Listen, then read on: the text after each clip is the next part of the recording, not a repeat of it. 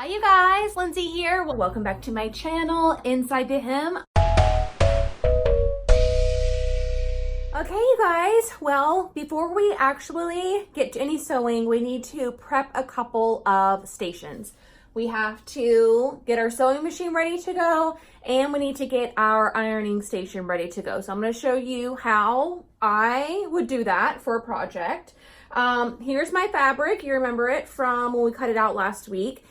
And your instinct might be to use some kind of purple thread, but because the backing is kind of like white-ish, I'm actually going to use white thread because you mostly see the thread on the inside of the garment anyways, and hardly ever from the outside. So I am going to be using some white thread. I was just checking to see if I had any white bobbins, and I don't, so I have to make a new bobbin.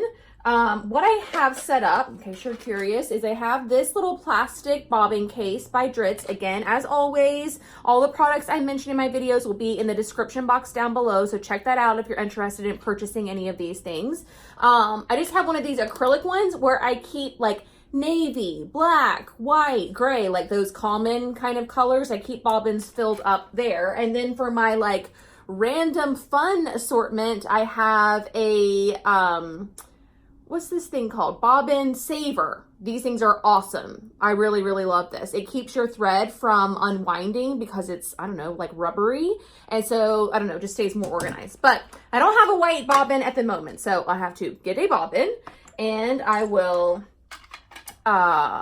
make a white bobbin. I also need to change out my needle. I have this, which is truly one of my most favorite things, but they stopped making them. I know, it's terrible.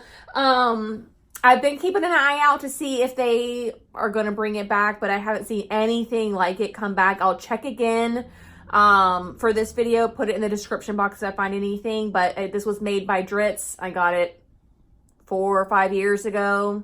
This is like, I mean, maybe you could make your own. This is like a Velcro, like the soft side of Velcro, and you just stick your needles in. So maybe you could make like a card and stick some Velcro down. I don't know. I wish that I could tell you guys where to get these.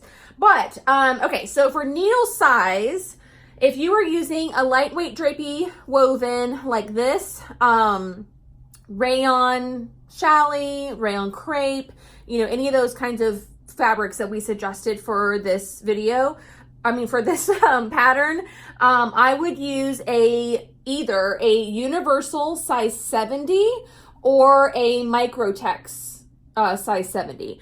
I'm going to go with the Microtex / sharp needle because they are a little bit more precise, and the like end of it is a little bit smaller, so the holes that you put in the fabric aren't as big. So that's what I'm going to use. If you are using one of those cotton knit type fabrics, then you're going to want to use something in the ballpoint / jersey needle category. Most likely a 70, maybe an 80 if it's a little bit heavier.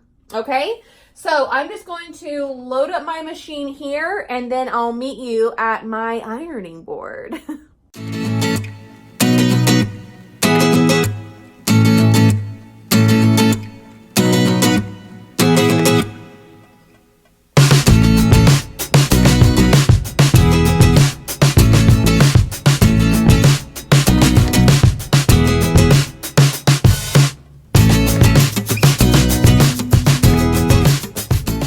Okay, you guys, I'm over here at my ironing station. You can see it is front of my window, so I have a beautiful view of all the trees that are blooming outside. But this may seem very obvious to you, I'm not sure. But you need an ironing board.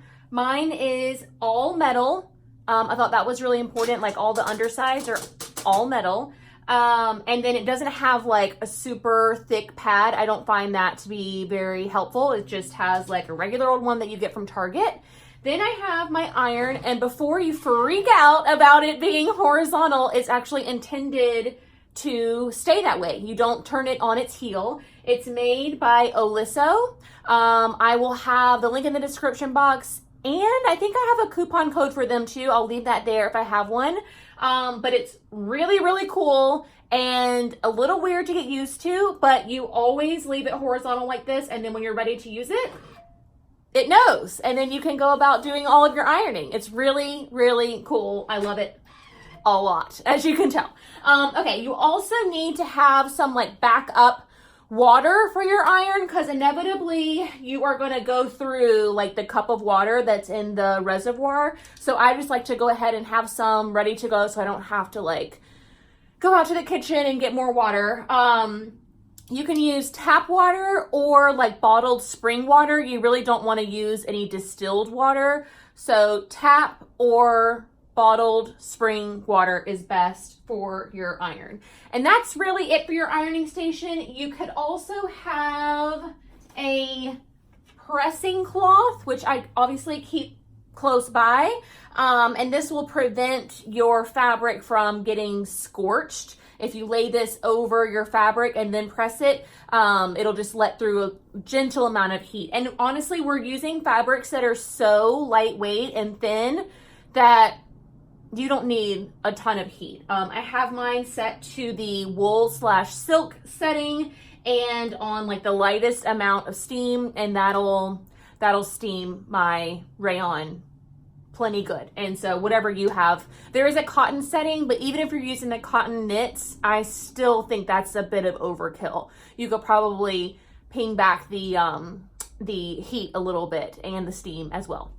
Anyways, so ironing station is set up, which means we are ready to do step 1 of our sewing pattern. So exciting. Oh, one more thing before we get there. I really hate having to lean over like this, but it was the only way I could get the ironing board in the viewfinder. Some of you may be wondering how come I'm not setting up my serger. I do have a serger. A serger finishes the raw edges of your fabric, like on the inside. And I'm not going to be using one for this project because I didn't think it would be fair to like the true beginners for me to be just whipping everything through a serger and making life look awesome and easy when most of them probably don't have one. I do recommend getting one. If you're going to be sewing a lot of garments, I highly recommend a serger. I have the Brother 1034D, which is basic $200, and it served me well for the past 7 years, knock on wood, or metal. But I'm going to be doing French seams on all of my insides, or turning them under. I'm going to do it as if I didn't own a serger, so that's why I'm not setting it up. So if you don't have one, don't worry. I'm pretending like I don't have one either. And honestly, our garments are going to look way more expensive and awesome. If you're using the knits, I probably would never make a knit garment without using a serger. But if you don't have one, you really don't have to do anything. You can just trim them. The knit fabric is not going to fray ever. It just won't be super beautiful. But some sewing machines have a function. Look at your user manual and see if you have an overlock, I think it's called, an overlock stitch that you can use on your knits.